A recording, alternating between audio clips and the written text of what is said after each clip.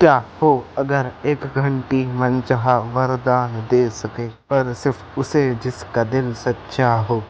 ये शक्ति ना दौलत देती है ना ताकत, सिर्फ तुम्हारी आत्मा की सच्चाई को उजागर करती है। हेलो दोस्तों, आज मैं आपको यही रहस्यमयी कहानी सुनाने जा रहा हूँ। कहानी की शुरुआत में हम देखते हैं कि हमारा हीरो सुभाष कॉलेज जाने के लिए तैयार हो रहा है और अपनी बहन सौम्या की भी मदद कर रहा है। Very kind person. तो दोनों घर से निकलते हैं और उन दोनों के कॉलेज शहर के अलग अलग कोनों में थे, इसलिए वो अलग अलग ट्रेन पकड़ के कॉलेज जाते थे। दोनों भाई बहन स्टेशन पे पहुंच जाते हैं और तभी सौम्या की भी ट्रेन आ चुकी होती है। तो सुभाष सौम्या को कुछ पैसे देते हुए कहते, बहन तुम्हारी ट्रेन अब आ चुकी है, तुम अपने कॉलेज के लिए जा सकती हो और ये रहे तुम्हारे खर्च के पैसे। सौम्या कहती है कि ठीक है भैया। अब हम देखते हैं कि सौम्या ट्रेन में चढ़ती है और चली जाती है। अब सुभाष इधर उधर देखते हुए कहता है कि ये बेवकूफ राहुल कहाँ है, कितना इंतजार कराएगा। कुछ समय बाद राहुल आता है और वो सुभाष से कहता है कि अरे सुभाष, सॉरी यार, देर हो गई, लेकिन मैं मिशन के लिए तैयार हूँ और सारे उपकरण साथ में लाया हूँ। फिर सुभाष कहता है कि उम्मीद है तुमने नक्शा भी लाया होगा, क्योंकि यही हमारा आखिरी मौका है। अब राहुल कहता है कि इस बार चिंता मत कर भाई, हम उस वस्तु को जरूर ढूंढ निकालेंगे। आज हमारा स्पेशल लकी डे भी है। अब दोनों दोस्त रेलवे स्टेशन से बाहर निकलकर राहुल की कार में बैठते हैं और जंगल की ओर बढ़ जाते हैं। तो दोस्तों, आप सबके मन में यही सवाल आ रहा होगा कि सुभाष किस रहस्य को ढूंढने जा रहा है। तो इस सब की शुरुआत ही हुई थी 1 महीने पहले। 1 महीने पहले सुभाष और उसका परिवार गांव में रुके थे। उस रात उसकी दादी ने उसे एक पुराना बॉक्स दिया था। बॉक्स देने के बाद दादी कहती है कि सुभाष, तुम्हारे दादाजी विष्णु बहुत प्रसिद्ध आर्कियोलॉजिस्ट थे। उन्होंने 3 इच्छाओं की घंटी का रहस्य सुलझाया था, लेकिन उसे पूरी तरह सुलझाने से हल करने से पहले एक जंगली जानवर ने उन्हें मार डाला। मरने से पहले उन्होंने यह बॉक्स मुझे दिया था और कहा कि मैं ये तुम्हें दूं। सुभाष बॉक्स खोलता है और अंदर एक पत्र और एक पुराना नक्शा होता है। वह पत्र पढ़ने लगता है।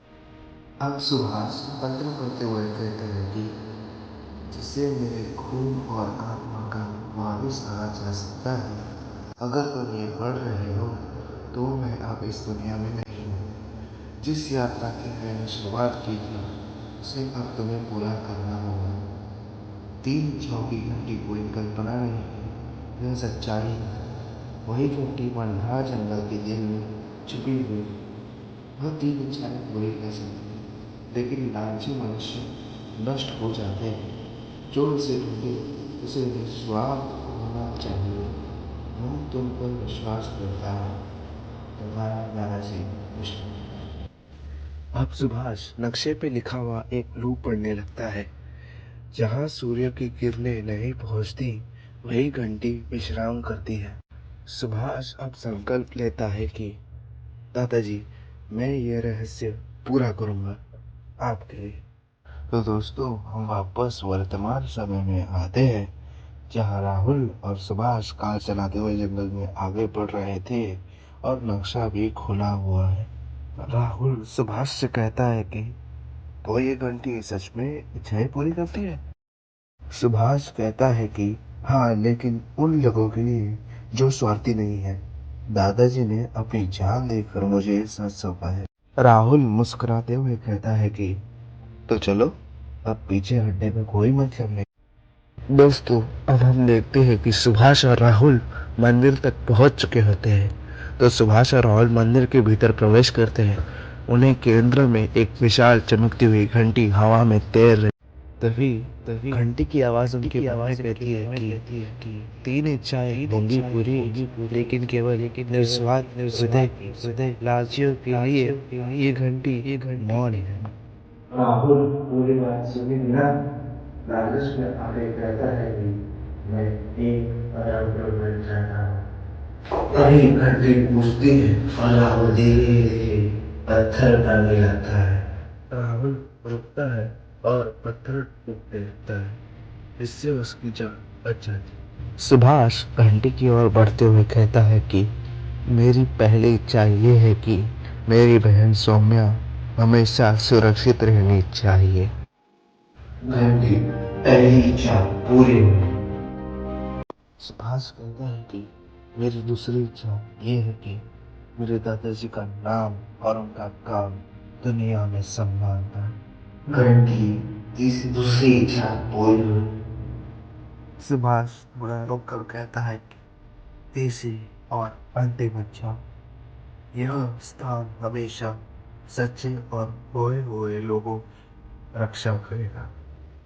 घंटी तीसरी इच्छा पूरी हुई। अब हम देखते हैं कि घंटी रोशनी में गायब हो जाती है और जंगल में शांति वापस लौट आती है। सुभाष और राहुल मंदिर के बाहर आ जाते हैं और राहुल सुभाष से कहता है कि तू अपने लिए कुछ भी मांग सकता था पर तूने इससे ऐसा नहीं किया, क्यों? सुभाष मुस्कुराते हुए कहता है कि शायद इसलिए इस दुनिया को चाहिए ज्यादा अच्छा करुणा नहीं। दोस्तों हम इस कहानी से यह सीख पाते हैं कि कुछ कथाएं खजाने के बारे में नहीं होती बल्कि सच्चाई, साहस और निस्वार्थता के बारे में भी होती है। और सबसे महान इच्छा वही होती है जो हमेशा दूसरों के लिए मांगी जाती है। तो दोस्तों कैसे लगी आपको कहानी नीचे कमेंट बॉक्स में बताओ और अगर कहानी पसंद आए तो लाइक करो, सब्सक्राइब करो और अपने किसी 3 दोस्तों को इसे शेयर करो। और मैं